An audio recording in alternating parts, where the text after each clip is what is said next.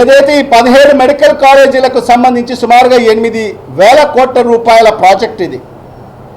దాంట్లో జగన్మోహన్ రెడ్డి గారు 3 ఏళ్లలో సుమారుగా 3,000 కోట్ల రూపాయలు వెచ్చించి మరి ఈరోజు 7 మెడికల్ కాలేజ్ని పూర్తి స్థాయిలో మరి కంప్లీట్ చేయడం జరిగింది.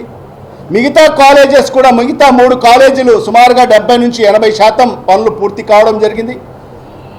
మిగతా 7 కాలేజీలు 40-50% మరి పనులు పూర్తయిన పరిస్థితి ఇన్ఫ్రాస్ట్రక్చర్.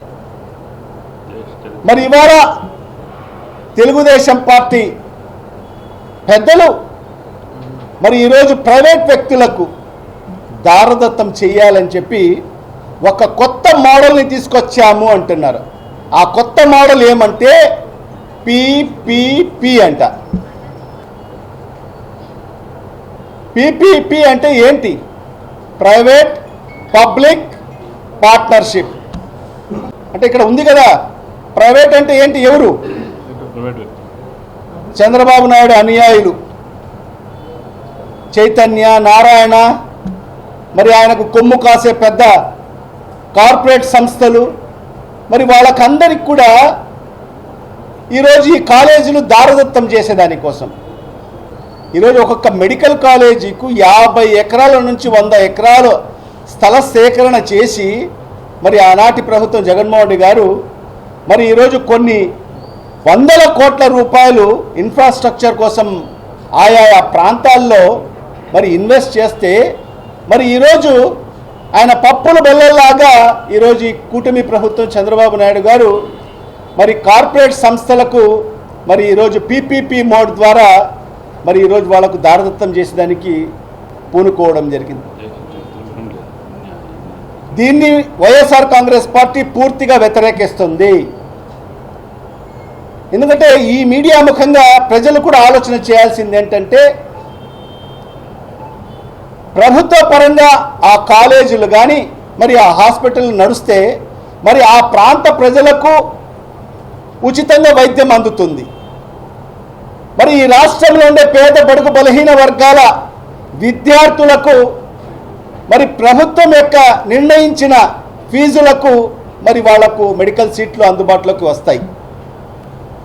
మరి అదే ఒక ప్రైవేట్ వ్యక్తి మరి ఆ ఏదైతే కళాశాలలను మరి అతను తీసుకుంటే మరి ఏ రకంగా ప్రజలకు ఉచితంగా వైద్యం అందిస్తాడు? మరి అదే పరిస్థితి భవిష్యత్తులో మరి ఈ కాలేజీలు కూడా ప్రైవేటీకరణ జరిగితే మరి ఖచ్చితంగా మరి వాళ్ళు కూడా మరి విద్యను అమ్ముకునే పరిస్థితికి వస్తుంది. మరి ఏదైతే వైద్యం కూడా మరి ప్రజలకు భారమయ్యే పరిస్థితి ఉంటుంది. కాబట్టి ఖచ్చితంగా ఏదైతే ఒక మంచి ఆశయంతో మరి జగన్మోహన్ రెడ్డి గారు మరి 17 మెడికల్ కాలేజీలను ఏ రకంగా ప్రభుత్వం ఆధ్వర్యంలోనే నడవాలి మరి ఆ రకంగా ముందుకెళ్లారో మరి ఖచ్చితంగా దాన్ని మనం సమర్థించుకుంటూ మరి ఈరోజు ప్రజల్లోకి వెళ్ళాలి. వైఎస్ఆర్ కాంగ్రెస్ పార్టీ నాయకులు శ్రేణులందరూ కూడా ప్రజల్లోకి వెళ్ళాలి, ప్రజలకు వివరించాలి, మరి వాళ్ళ ద్వారా మరి సంతకాల సేకరణ చేయాలి అని చెప్పి ఒక డెడ్లైన్ కూడా పెట్టడం జరిగింది. మరి ఆ డెడ్లైన్ ప్రకారంగా మరి అన్ని నియోజకవర్గాల్లో కూడా వైఎస్ఆర్ కాంగ్రెస్ పార్టీ ఖచ్చితంగా ప్రజల్లోకి వెళ్తుంది. మరి ప్రజలను వివరించడం జరుగుతుంది. ప్రజలతో సంతకాల సేకరణ కార్యక్రమం కూడా చేపట్టడం జరుగుతుందని చెప్పి కూడా ఈ సందర్భంగా తెలియజేసుకుంటున్నాం. మరి రైతులు వాళ్ళ యొక్క ఆవేదనను మరి ఈ ప్రభుత్వానికి పట్టదు, ఈ ప్రభుత్వం యొక్క పెద్దలకు పట్టదు.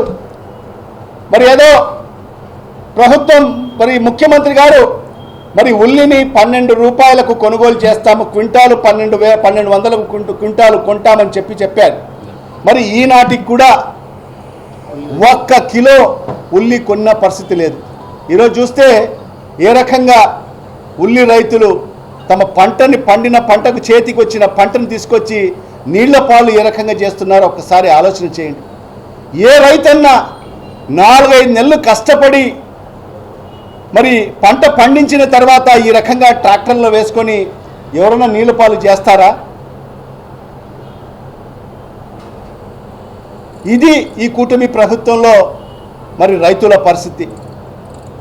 మరి రైతులకు యూరియా దొరకని పరిస్థితి, మరి వాళ్లకు నాణ్యమైన విత్తనాలు దొరకని పరిస్థితి, ఈరోజు ఈ ప్రభుత్వం పెద్దలు మరి వాళ్ళు చేస్తున్న కార్యక్రమాలు ఏంటంటే కేవలం వైఎస్ఆర్ కాంగ్రెస్ పార్టీ నాయకుల మీద అక్రమ కేసులు, దొంగ కేసులు,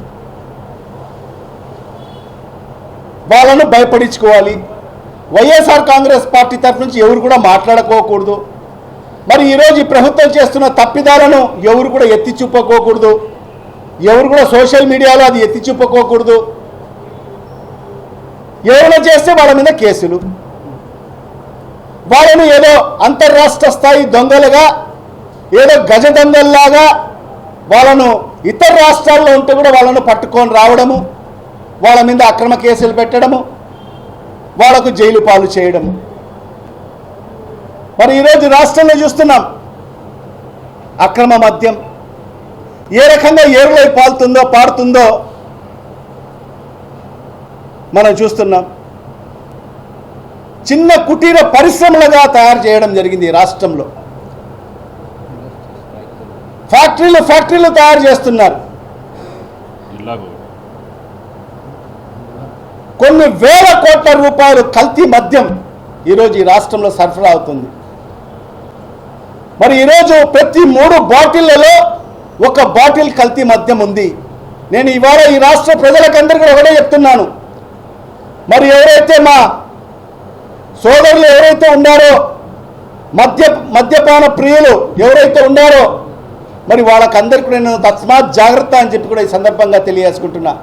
మరి ఈరోజు ఈ ప్రభుత్వం సరఫరా చేస్తున్న మద్యం ఏ విధంగా ఉందంటే ప్రతి 3 బాటిల్స్లో 1 బాటిల్ మరి కల్తీ మద్యం ఉంది. మరి అది కనుగొనే పరిస్థితి కూడా లేదు.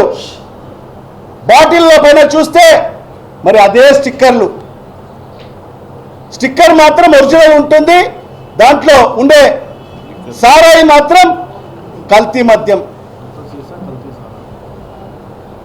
సీసా ఇప్పుడు మన వాళ్ళు చెప్తారు కొత్త సీసా అంటే పాత కల్తీ మద్యం. మరి దీంతో ఈరోజు ఈ రాష్ట్ర ప్రభుత్వం యావత్ ఆంధ్ర రాష్ట్ర ప్రజల మరి ఆరోగ్యంతో ఈరోజు చెలగాట ఆడుతున్న పరిస్థితి ఈరోజు స్పష్టంగా కనిపిస్తుంది. నిన్ననే ఒక వీడియో చూశాం, ఒక పర్మిట్ రూమ్లో అక్కడికక్కడే తాగి అక్కడే పడిపోయిన పరిస్థితి నిన్నటి నుంచి వైరల్ అవుతుంది వీడియో. ఒక యువకుడు పర్మిట్ రూమ్లో తాగిన కొన్ని క్షణాల్లోనే అక్కడే కింద పడిపోయాడు, అక్కడే మరణించడం జరిగింది. మరి ఇది ఈ రాష్ట్రంలో జరుగుతున్న పరిస్థితి.